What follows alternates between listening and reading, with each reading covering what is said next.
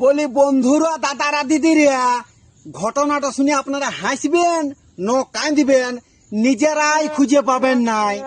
আমাদের গ্রামে একটি ছেলে ওর মাকে একটা ওয়াশিং মেশিন এনে দিয়েছে। দিয়ে ওর মাকে বলি যে, মা, মেশিনটা যখন চালাবি ভিতরেই থাকবি, কিন্তু সেই মেশিনটাকে ঘরের ভিতরে রাখিছে।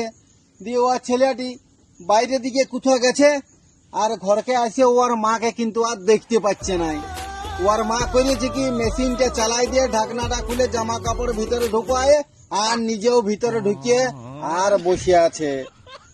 ছেলেটা এসে পরে চারদিকে খুঁজাখুঁজি করছে, ওর মাকে দেখতে পায় নাই। কতক্ষণ পরে দেখছে মেশিনটা ঘর ঘর ঘর ঘর ঘর ঘর করে চলছে। ঢাকনাটা খুলে পরে দেখছে ওর মাও ভিতরে ঢুকে বসে আছে। দিয়ে কোন রকম টানাটুনি করে বার করাইছে।